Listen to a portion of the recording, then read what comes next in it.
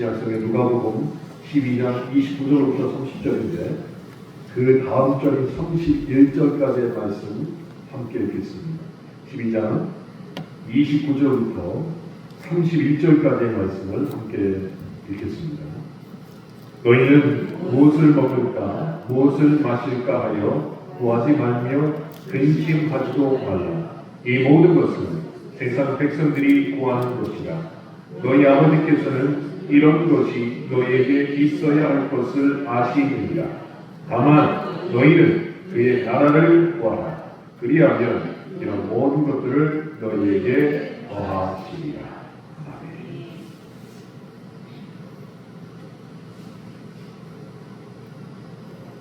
사람이 결심이라는 게 또 결단한다는 게 참 중요한 것 같습니다.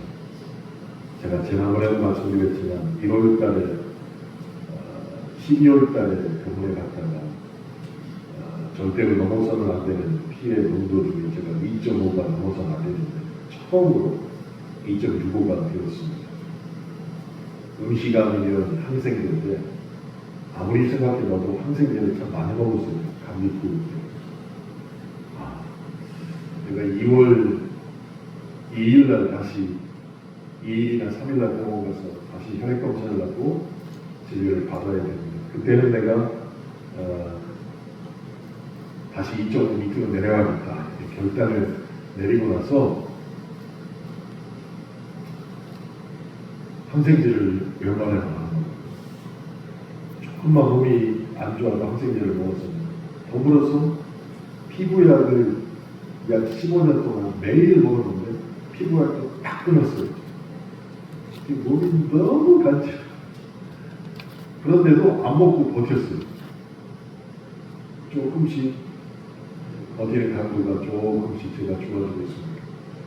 근데 안 먹으면 안 되거든요. 근데 안 먹는 이유가 있어요. 한 달만 먹지 말아보자. 뭐예요? 내가 결단을 했지. 내가 이번 혈액검사에서 반드시 2.5 밑으로 내려와야겠다. 그랬더니 약을 안 먹는다는 게 참 힘든 일인데 그것도 버텨내고 있어요. 사람이 살면서 결단을 하면 웬만하면 다 되는 것 같아요. 근데 그 결단하기까지 계기가 무척 중요하다는 것이 오늘 하나님의 말씀을 듣고 여러분 마음에 아직 결정을 내리지 못한 게 있다면 말씀대로 결단하시길 주님의 이름으로 축원합니다. 여러분 사랑은 혼자 살 수 없습니다. 그런데 그 이유는 하나님이 사람을 그렇게 만드셨기 때문입니다. 그래서 가족이 필요하고 사회가 필요하고 또 그 가족과 사회가 이될 수 있는 민족과 국가가 반드시 필요하다는 것입니다. 그렇게 울타리와 같이 우리가 살아가는데 보호막이 되며 또한 우리가 속한 그 소속을 정할 수 있는 그런 가치와 안정이 모든 사람들에게 사실은 제공되어야만 사람답게 살 수 있게 되는 것이죠. 그런데 그렇게 살다 보니까 문제가 우리 생활에 발생하게 됩니다. 어떤 문제냐면 눈에 보이지 않는 하나님이 계시고 눈에 너무나도 선명하게 보이는 나를 받아주는 공동체, 나의 지인들이 존재한다는 겁니다. 그러면 그리스도인으로 살면서 눈에 보이진 않지만 하나님의 뜻에 맞게 살려고 애써야 되는데 눈에 보이지 않는다는 이유 하나가 갑자기 너무 크게 다가올 때가 있어요. 그래서 어떤 중요한 결정을 내리거나 결단을 해야 되고 태도를 바꿔야 될 때 자꾸 눈에 보이는 공동체와 또 눈에 보이는 세상과 지인들에게 의존하고 속하려는 생각이 눈에 보이지는 하나님보다 더 크게 작용할 때가 있다는 것이. 그래서 정말로 귀중한 계기에 변했어야 되는데 변하지 못하는 경우가 꽤 있다는 것입니다. 그런데 한번 생각해 보십시오. 처음 예수를 만나고 그 구원의 은혜가 실제가 되었을 때 우리는 아마 눈물, 콧물 흘리며 신존하신 주님과 하나님의 나라를 나는 이 땅에서도 경험합니다 라고 고백했을 것입니다. 그런데 믿음의 연수가 점점 증가되면서 그렇게 시간이 흐르면서 왜 자꾸 눈에 보이는 것이 천국이 아니고 세상을 바라보며 어느 순간 세상 백성이 되가는 그리스도인들이 너무 많다는 것입니다. 그런데 성경은 그 이유를 너무나도 명확하게 진단하셨습니다. 염려라고 진단하셨습니다. 염려. 그것 때문에 아브라함처럼 아내를 누이라고 하는 세상 방법을 택하는 사람들이 있었습니다. 또 염려. 그것 때문에 가지 말아야 될 소돔과 고모라를 향해 가고 그 염려 때문에 다른 유다처럼 선택하지 말아야 할 것을 선택하는 경우가 성경에 기록되어 있습니다. 그 염려 때문에 오늘 이 시간 말씀을 듣고 지점이 바로 갈아타야 되는 지점인데 무엇이냐? 염려로부터 돌아서야 되는 지점이라는 것을 우리 마음속에 결단했으면 좋겠습니다. 오늘 우리가 함께 읽는 본문에서 너희가 하나님 나라 백성이라면 염려하지 말라고 힘주어 우리에게 말씀하십니다. 염려하지 마라. 그 염려가 내려오면 우리는 다시 하나님의 나라를 바로 보게 되면 주의 백성으로 이 땅에서 온전하게 살 수 있다라고 말씀하시는 것입니다. 그만큼 염려가 권세가 큽니다. 염려와 천국은 지금 같이 오고 있는 것입니다.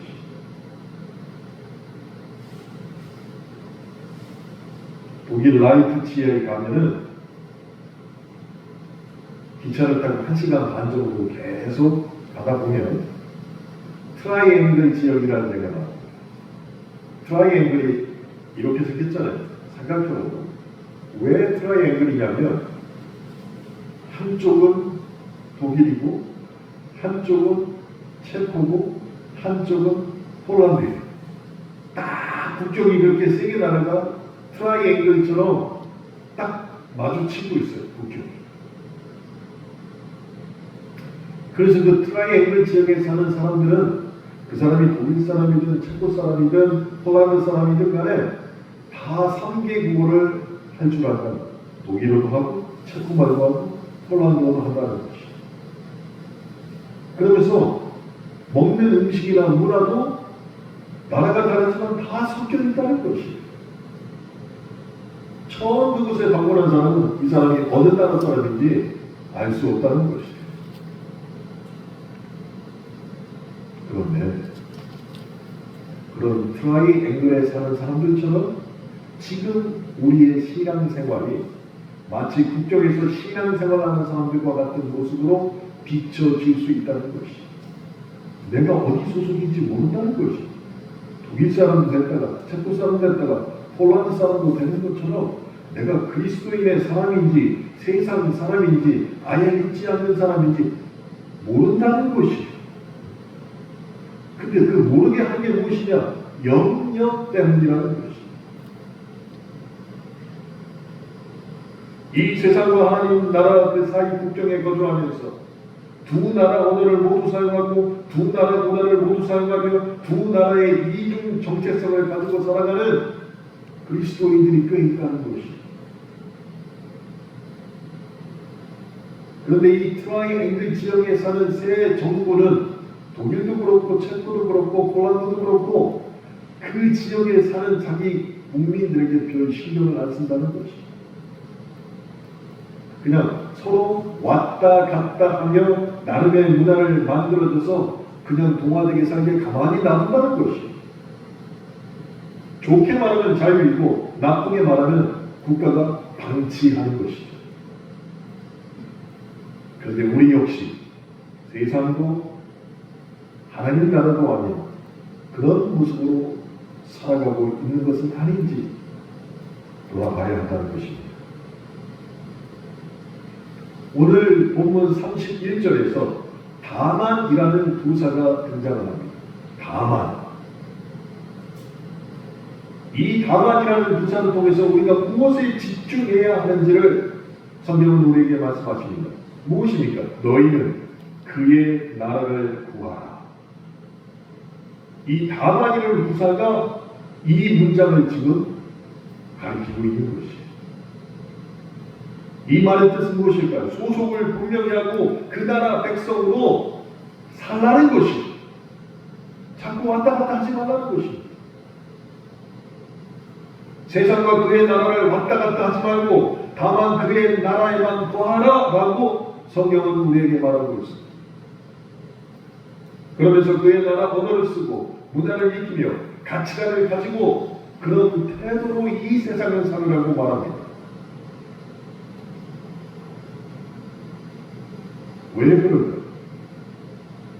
우리는 주님의 백성이기 때문입니다. 세상 나라가 아닌 주님의 나라를 위해서 살아가는 사람들입니다. 그래서 저와 여러분은 아주 바싹 붙어있는 그 국경에서부터 멀어져야 되는 사람들입니다. 그리고 하나님 나라를 중심으로 인생을 걸어가는 삶을 반드시 지키며 살아야 되는 사람이 되는 것입니다. 우리만 그럴까요? 아닙니다. 우리 가족들도 마찬가지입니다. 하나님 나라와 세상 사이에서 방황하지 말고 오직 하나님 나라 백성으로 살아가는 것이 세상 백성에서 주님의 백성으로 변한다는 것을 깨닫게 내가 먼저 본을 보여야 되는, 그러기 위해서는 제일 먼저 보려야 될 것이 염려라는 것이. 그래서 지금 우리가 갈아타는 지점에 와 있다는 것이. 그러면 어떻게 하는 것이 세상 백성에서 주님 백성으로 변하는 것이 될까요?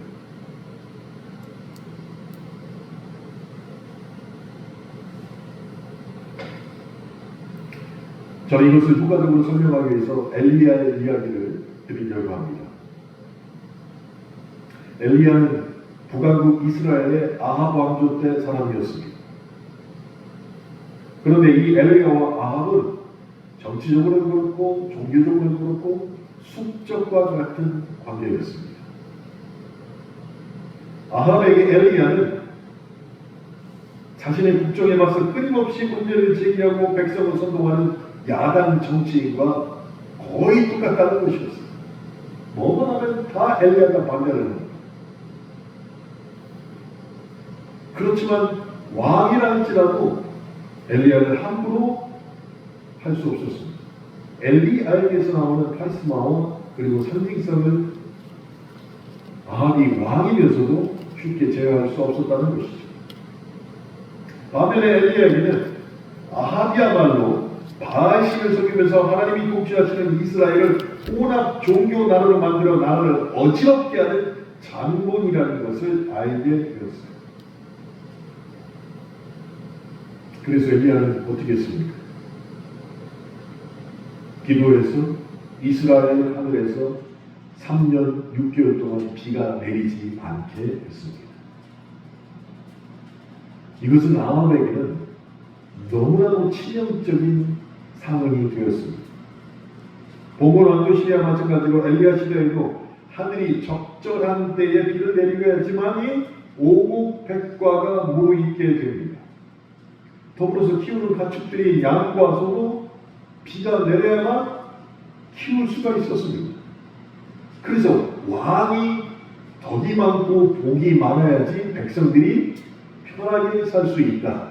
이것이 왕도 그렇고 백성들도 그렇고 다 그렇게 생각했습니다. 그런데 갈멜산의 그 대전투에서 엘리야가 결국 아합을 이기고 승리를 거두게 되었습니다.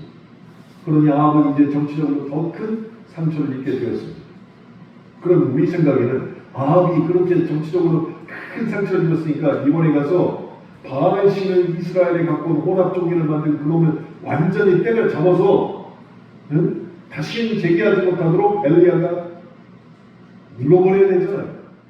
상식적이잖아요. 그런데 그 이후로 엘리야가 다른 행보를 취하기 시작했어요. 잘 들으셔야 돼요.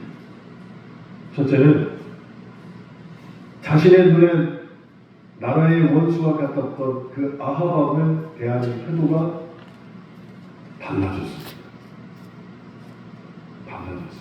갈멜산 그 대전투 이후로 아합을 대하는 태도가 달라졌다는 것이.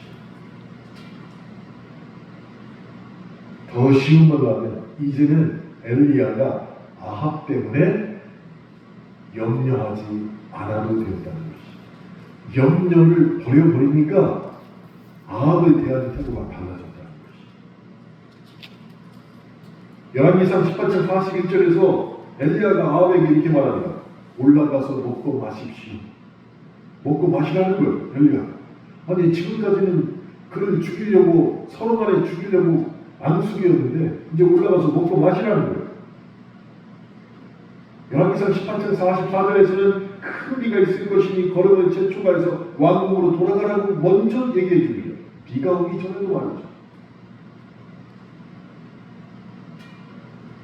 그 사람은 정말 미운 사람이지만 근데 그 사람이 이 땅에 군주라는 것이 하나님의 기름 부음을 받은 사람이라는 것을 염려 있을 때는 그래도 불구하고 나는 저분을 죽여야 한다고 생각했는데 그 마음의 염려를 내려놓으니까 저 사람도 하나님이 기름을 부으셨지. 언젠가는 하나님이 돌이키게 하실 거다라는 생각이 들어오게 되었다는 것이. 염려를 내려놓으니까 그 사람의 마음속에 염려 대신 긍휼과 자비함이 그득하다는 것이. 근데 이게 쉬운 일이 아니에요. 우리 마음속에 긍휼이 넘쳐야 되고 자비함이 넘쳐야 됩니다. 아멘! 할 수 있습니다. 근데 그렇게 됩니까? 안 돼요. 왜 안 됩니까? 염려를 내려놓지 못해서. 자비와 긍휼함이 들어갈 구석이 없다는 것이. 매일 알겠습니다. 그 마음 가운데 염려를 아합에 대한 염려를 내려놓으니까 자비와 긍휼하심이 그 자리를 펼칩니다는 것이.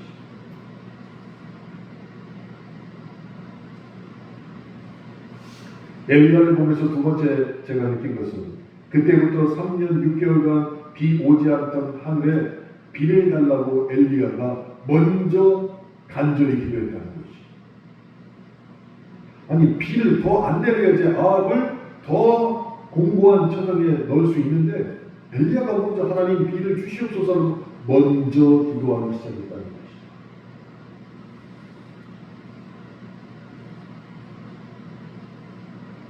만약에 엘리야가 기도해서 비가 내렸습니다. 그러면 아합은 기사회생을 얻게 되는 것이 다시 살아날 수 있는 계기가 마련이 되는 것이.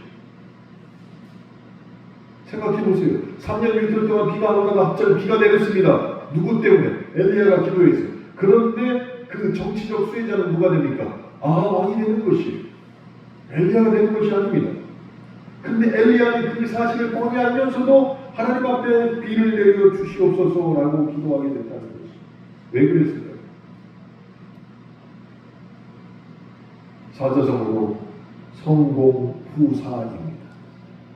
성공부사.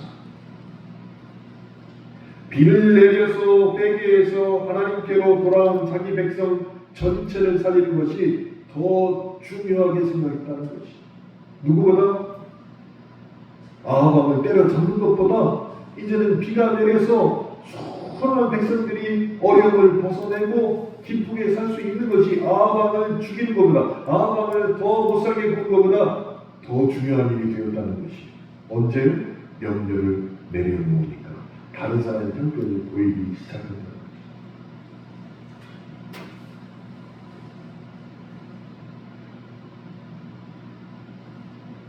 지금 우리나라 정치인들이 이 마음을 복받았으면 좋겠습니다. 여러분 뉴스 보시면 저는 그런 생각이 들어요. 12.3 비상계엄과 그 후에 탄핵 시국을 바라볼 때 대다수의 국민의 마음은 참으로 누굴 지지하든 간에 불안하고 착잡할 것 같습니다. 그런 이유는 정치를 한다는 사람 중에 그 어느 사람도 엘리야 같은 성공 후사의 정신을 가진 사람을 찾아보기 힘들다는 것이죠. 지금 중요한 건 이 나라가 더 안정을 빨리 잡고 백성들이 잘 살아야 되겠는데 양쪽 진영에 그런 거 신경 쓰는 아무도 없어요. 무조건 죽여야 된다면서 서로가 서로를 죽인 것밖에 생각 안 하는 거지.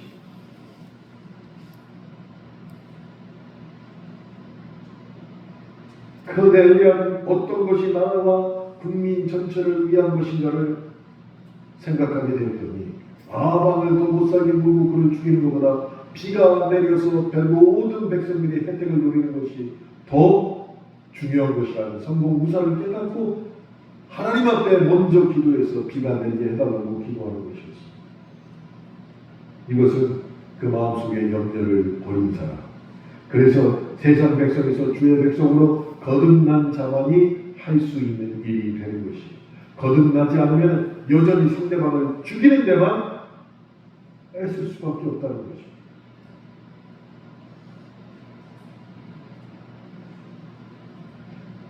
그래서 지금 위기인 이 대한민국이 고난과 영광 사이에서 어느 곳으로 가야 할지를 결정할 때 아주 중차대한 지점에 와 있는데, 이때 주의 말씀을 좀 기억하는 그리스도인들이 있으면 좋겠어요. 그것도 정치하는 사람도 좋겠어요. 아니, 정치하는 사람 중에 장로도 많고 안수 집사도 많아요. 근데 지금 아무도 주의 말씀을 생각 안 하는 것 같아요. 로마서 8장 18절에 보면 이런 말씀이 있습니다. 생각하건대 현재의 고난은 장차 우리에게 나타날 영광과 비교할 수 없도다. 여러분, 저는 모르겠습니다. 그런데 저보다 훨씬 나이가 많은 분들에게 여쭤보면 인생은 태어남과 함께 고통의 시작이다라는 대답을 많이들 하세요. 태어날 때부터 고통이라는 게 인생. 근데 목사가 돼서 생각해보니까 그 말이 맞아. 왜 맞냐? 사람에게는 타락한 이후에 원죄가 있기 때문이에요. 원죄. 그래서 다른 동물들과 달리 인간만 태어날 때 그렇게 통곡하면서 태어난다는 것이. 처음 뱉은 말이, 아이가 처음 뱉은 말이 안녕하세요 이런 말이 아니야. 그냥 울면서 태어난다.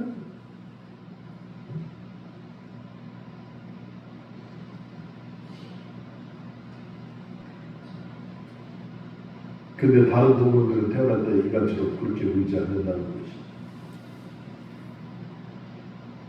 인간만 앞으로 살아갈 삶이 고통인 것을 알면서 태어난 것 같습니다. 그래서 웁니다.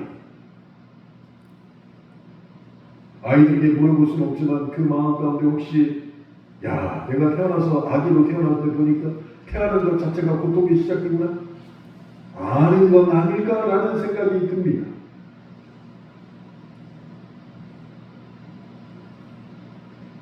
그렇게 울면서 태어난 아기가 성장하면서 많은 것을 배우고 누리기도 합니다.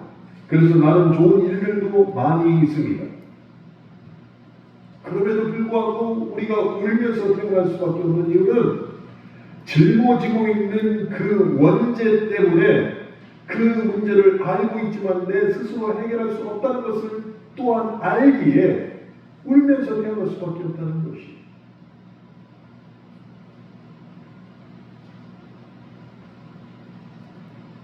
우리만 하는 게 아니라는 것이 성경이 말씀하고 있습니다. 원죄를 갖고 있는 우리 때문에 세상에 있는 모든 피조물 역시 고난을 받는다고 성경이 말씀하고 계세요. 인간의 타락이 피조물조차 고통을 받게 한다고, 그래서 동시에 인간의 회복은 피조물 역시 회복을 누릴 수 있는 축복이라는 것을 성경은 문자적으로 기록하고 있습니다. 그러니까 우리가 빨리 회복해야 돼요. 회복할 때 제일 중요한 게 뭐냐? 무엇인가로 갈아타야 되는데 그렇게 갈아타려면 내 마음에 있는 염려를 내놓아야 된다는 것이죠.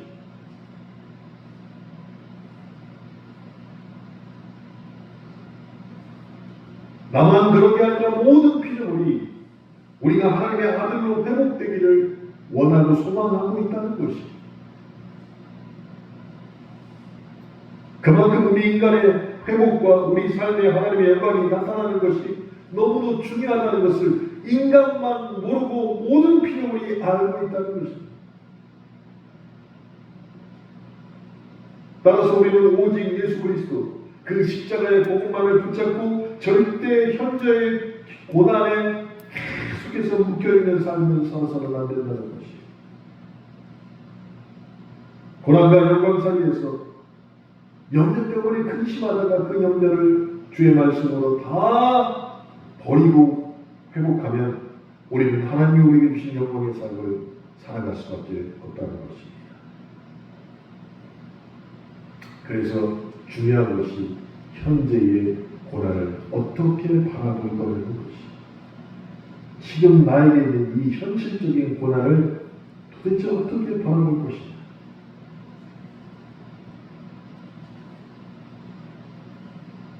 우리는 이것을 성경의 말씀대로 바라봐야 됩니다. 성경은 이렇게 말씀하십니다.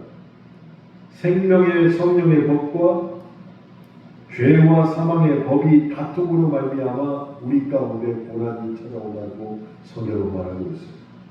그러니까 내 안에 생명을 갈망하는 법이 있고 내 밖에는 사망을 주장하는 법이 있는데 이게 서로 싸운단 말이에요. 그래서 내가 고난을 당한단 말이에요.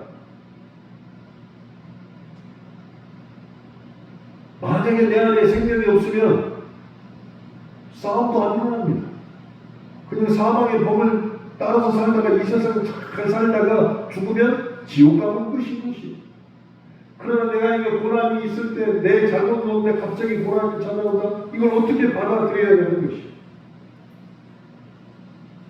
육체의 생각과 영의 생각이 투쟁하면서 내 안에서 싸움이 있는 것입니다.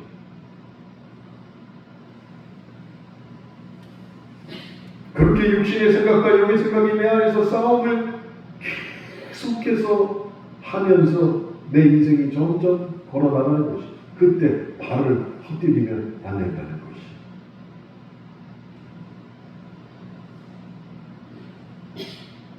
이걸 빨리 해결하고 싶은 염려가 자꾸 우리를 그 길에서 멈추게 하고 딴 길로 가도록 유혹한다는 것이.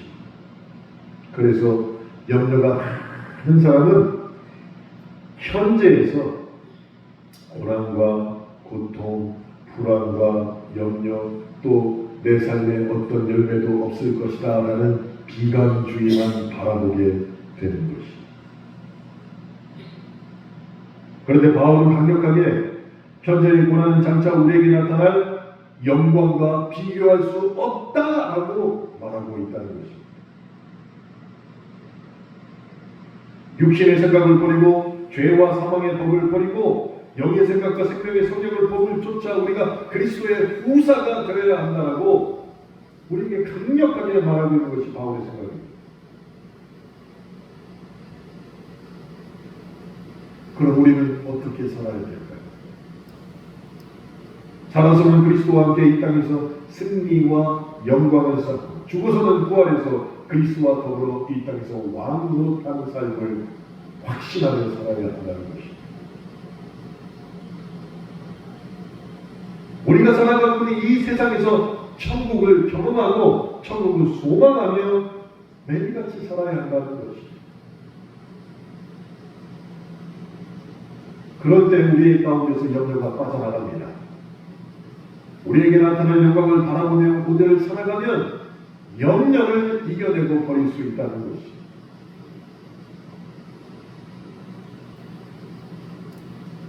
이제 수요일이고 목요일이 지나고 금요일이면 저희 큰딸이 비행기를 타고 토요일날 한국에 도착을 합니다. 거기 가 있는 사이에 솔직히 말해서 염려가 되게 됐어요. 왜냐하면 워낙 유럽이 나쁜 놈들이 많으니까. 그래서 뭐 휴대폰을 꺼내려고 휴대폰을 가지고 도망간다고 하시는데 여러 얘기가 나가고 너 하여튼간 휴대폰도 꺼내지 마라. 아, 휴대폰을 안 꺼내고 사진을 어떻게 찍어? 아, 휴대폰 안 꺼내고 사진을 어떻게 찍어? 근데 우리 딸이 전화를 해서 아빠 파리에 도착했는데요. 에펠탑 앞에 가서 사진을 찍고 막 하는데 세상에 경찰이 그렇게 많아. 경찰이 너무 많이 있어가지고 안전하다는 것이. 안전. 그 휴대폰을 막 찍어. 그래가지고 보내왔어. 그런데도 우리 집에 어떤 여자는 너 빨리 휴대폰을 안 넣냐고 막 사진 보내왔대. 근데 걔 주장은 그렇게 염려하고 가는데 경찰이 너무 많고 영국과 프랑스 가서 느낀 게 무엇이냐? 의외로 유럽 사람들이 너무 친절하다는 것이. 너무 잘해준다는 것이. 근데 가보지 않은 우리들은 여기저기서 유튜브를 듣고 뭐 얘기를 듣고 거기 갔다 오는데 큰일 났다. 가방도 다 뺏길 것이고 뭐 별 얘기를 하는데 직접 가본 사람은 그 말을 듣고 갔다가 너무 안전한. 근데 안 가본 사람이 결국 이기게 돼 있어. 너 아니다, 너 그렇게 해서는 안 된다, 네가 잘못된 거다. 염려가 많은 사람이 언제든지 싸움에서 이기게 돼 있어. 근데 지금 우리는 뭐라고요? 그 염려를 버리라는 것이. 얼마나 힘든지 모르겠습니다. 그런데 염려를 버리지 않으면 세상 백성에서 주님의 백성으로 변할 수 없다는 것이에요. 버리셔야 됩니다. 정말 버리셔야 됩니다. 그렇게 확실하게 주님의 사랑으로 갈아타서 염려를 없애는 가장 효과적인 방법이 무엇이냐? 먼저 기도해야 한다는 것이에요. 먼저 기도. 여러분, 기도하는 사람은요, 결국은 하나님이 그 기도를 들으시고 고집을 꺾으시더라고요. 고집 센 사람 만나보셨어요? 자, 우리 집에 고집 센 사람이 같이 산다. 아니, 우리 집에 나보다 고집 센 사람이 같이 산다. 나보다 고집 센 사람. 얼마나 편해.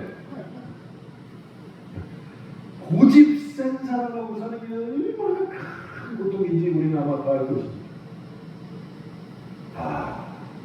우리 교회에서 우리 온 사람만 기억하세요. 우리 교회에서 제일 고집 세신 분이 누굴까요? 네? 아는 사람은 알아요. 누구라고 얘기를 내가 안 하겠는데 아는 사람은 그분한테 걸리면 아주 그냥 끝장나. 이렇게 끝장나. 근데 그분만큼 고집 센 사람이 있는데 누구냐? 요나였어요. 요나가 정말로 고집이 센 사람이었어요. 얼마나 고집이 세냐면 자기 뜻대로 불평하고 염려하면서 하나님에게도 대들던 사람이 요나였어요. 그 사람이 뭐가 많아요? 고집이 센 사람이니까 염려가 그만큼 많았다. 근데 하나님께서 그 사람에게 요나에게 내려진 고집을 꺾는 방법이 바로 요나 2장 1절에 나오는 이곳에서 기도하라라는 처방을 내려주셨어요. 너 뭐해라 성경을 바꿔라 아니, 이곳에서 기도하라. 그게 하나님이 내려주신 처방이에요. 근데 고집이 확 센 요나가 그 말을 듣지 않았다는 거예요. 그럼 요나만 신앙생활하면서 그렇게 고집이 셀까요? 저는 아니라고 봅니다. 요나의 모습을 통해서 우리의 모습을 적나라하게 지금 보여주고 있는 거예요. 내 모습을. 요나는 신앙이 있고 택함을 받아 하나님께 쓰임받는 선지자였습니다. 동시에 그만큼 육신과 이성의 성정이 또한 살아있는 사람이었어요. 하나님께 쓰임받으면서도 성정이 불같은 성정을 갖고 있는 사람이 요나였어요. 그래서 하나님의 뜻과 자기 뜻 사이에서 늘 갈등하는 존재가 요나라는 것을 우리는 알 수가 있습니다. 여러분 다 아시는 사건이 요나에게 일어났습니다. 니느웨 백성에게 복음을 전하였습니다. 여기서 요나는 복음은 전하겠지만 절대로 나는 니느웨 백성에게는 전할 수 없다라고 고집을 부리기 시작했다는 것입니다. 그러면서 자기 생각과 자기 신앙의 주인이 하나님이 아니라 적이다 라고 말하는 것이.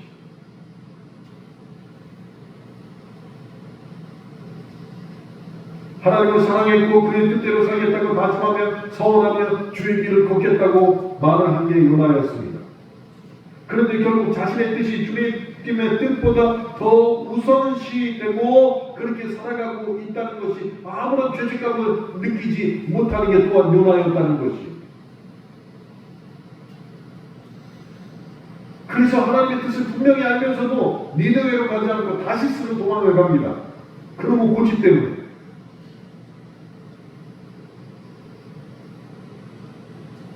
그리고 크게를 당했지. 만약에 요나가 회개하지 않고 니느웨로 다시 가지 않았다면, 회개하고 니느웨로 다시 가지 않았다면 요나가 탄 그 배와 함께 그 배에 있던 모든 사람들은 요나의 고집 때문에 죽었을 것이다.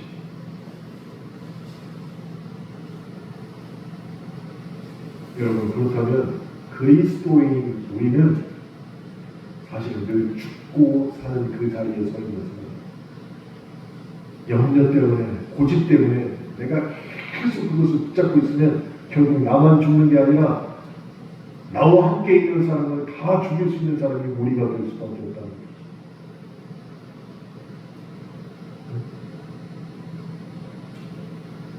박연신 집사님이 그냥 한 몇 주 전부터 차만 타고 한 얘기, 내가 그냥 불낼 뻔했어요. 내가 형님한테 얼마나 혼나고 또 차 타고 내가 또 불낼 뻔했어요. 냄비에다가 뭐 올려놓고 이걸 켜놓고 나왔다는 거, 형기가 와가지고 난리가 났다. 그래서 그 다음부터 어떻게 해서도 아예 안 올려놓은데요. 나가기 전에는 아무것도 안 올려놓고 나갔어요. 말이 불났어 봐. 새 집에 가는데 불났어 봐. 마귀 집사님 어떻게 자? 마찬가지. 불나는 게 중요한 게 아니라 우리가 여전히 고집 부리고 염려를 가져가고 있으면 나만이 아니라 내 주위에 있는 사람들이 다 죽을 수밖에 없다는 거예요. 그때 요나 2장 1절에서 하나님이 내려주신 처방입니다. 너 이곳에서 기도하라. 그렇다면 우리는 첫 번째로 불순종의 자리, 내가 지금 하나님 앞에 불순종하는 그 자리에서 깨닫게 되면 먼저 기도해야 한다는 것이. 불순종의 자리에서도 기도부터 해야 된다는 것이. 하나님께서 큰 물고기를 얘기하셨습니다. 그 어떤 이유는 요나를 포기하지 않으셨기 때문에 큰 물고기를 준비하신 것이에요. 마찬가지로 우리가 고집을 부리고 내 안에 염려를 가득 쌓고 있는 이 시대에서도 하나님은 요나를 포기하지 않으신 것처럼 저와 여러분을 포기하지 않으실 줄로 믿습니다. 그래서 요나에게 주신 선물이 물고기였고 그 냄새나고 지옥 같은 물고기 뱃속에서 요나가 그래 이곳에서 기도하라 하셨으니 거기서 기도하기 시작했다는 것이.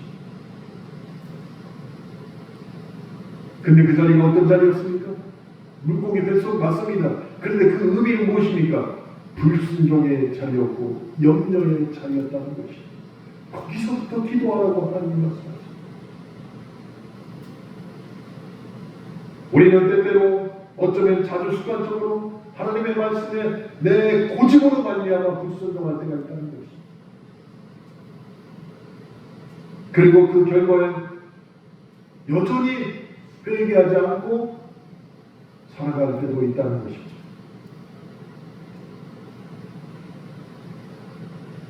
그런데 그 자리에서도 제일 먼저 하나님이 원하시고 너 그 불순종의 자리에서도 먼저 기도해라 라고 말씀하시는 것입니다. 그래야만이 회개하고 뜻을 돌이킬 수 있기 때문입니다. 기도 없이 어떻게 뜻을 돌이키고 회개할 수 있다는 것이. 불순종의 자리에서 기도할 때 진정한 회복이 시작될 줄로 믿습니다. 두 번째, 우리는 더불어서 은혜의 자리에서도 기도부터 해야 한다는 것이. 요나가 회개의 기도를 함으로 하나님은 그를 육지에 떠오게 하셨습니다. 사실 요나는 배를 타기 전에 400원씩 그곳에서 기도했어야 되는 사람이었어요. 주님의 명령을 받자마자 기도해야 되는 사람이었습니다. 안 했습니다. 그렇게 사역을 받기 전 기도하는 것이 은혜 받은 자리에서 제일 먼저 해야 되는 일인데 그때 기도하지 않은 게 아니라 불평했다는 것이에요. 왜 불평했습니까? 다른 세 단어가 걸렸습니다. 왜가 걸렸습니다. 그 나쁜 놈들. 나 어떻게, 나는 그렇게는 못합니다. 자, 하나님이 내 마음에 감동을 주셨어. 너 누구에게 가서 전도해라. 주의 말씀을 전해라. 아이고, 하나님 참 대단하시네. 그 사람이 나에게 어떻게 했는데 내가, 못해요. 차라리 나를 죽이십시오. 네? 데려가시든지. 이게 요나하고 똑같은 것이. 그 자리에서 기도도 못한다는 것이. 근데 그 자리가 은혜 받은 자리임에도 불구하고 신경 쓰이는 사람이 이름 석자 때문에 기도도 못한다는 것이.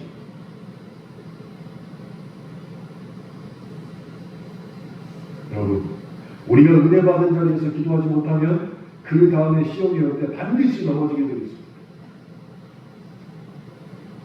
요나는 기도 없이 싸겠고 또 니느웨 백성들이 회개하는 열매를 하나님이 주시자 그때 자기 시기심에 시험에 빠지게 됐던 것이. 저것들이 왜 회개를 하지? 하면서 또 어디 넘어지게 됩니다. 그래서 우리는 은혜의 자리는 무조건 감사와 함께 간절하게 기도하는 자리가 되어야 한다는 것이. 그래야 넘어지지 않고 실수하지 않게 된다는 것이. 여러분, 우리 교회가 얼마나 좋은 교회인지 수요일에 오신 분들이 말이에요. 내가 한 분에게 전화를 받았어요.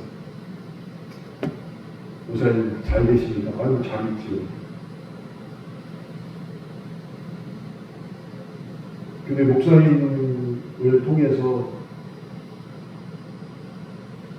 교인들에게 선물을 좀 하고 싶은데 어떻게 할까요? 본인이 하시기 감동이 그렇게 없다. 그래서 내가 그분한테 정말 기도하고 감사합니다. 그렇다고 내가 돈을 달라고 할 수 없잖아요. 교인들에게 선물을 뭐가 좋을까 하다가 계란을 생각하고 계란을 좀 사주십시오. 우리 교인들이 36가정에서 40가정이 주일날 예배 나와요. 그럼 한 가정에 계란 한 판, 그럼 40개도 될 것 같아요. 말씀을 드렸더니 왔어요. 그 계란이 교육관에 있어요. 예배 마치면, 주일날 예배 마치면, 이건 나은이면은 못 받는 거 있잖아. 내가 주는 거랑 똑같은 거잖아. 주일날 계란 한 판씩을 드리려고 해요. 1인당이 아니고 가정이에요. 그러니까 우리 신선지 집사님, 집수자 집사님, 신선지 집사님은 한 판 가져가지만 박연실 집사님도 한 판을 가져가요. 박연실 집사님도 한 판을 가져가지. 응?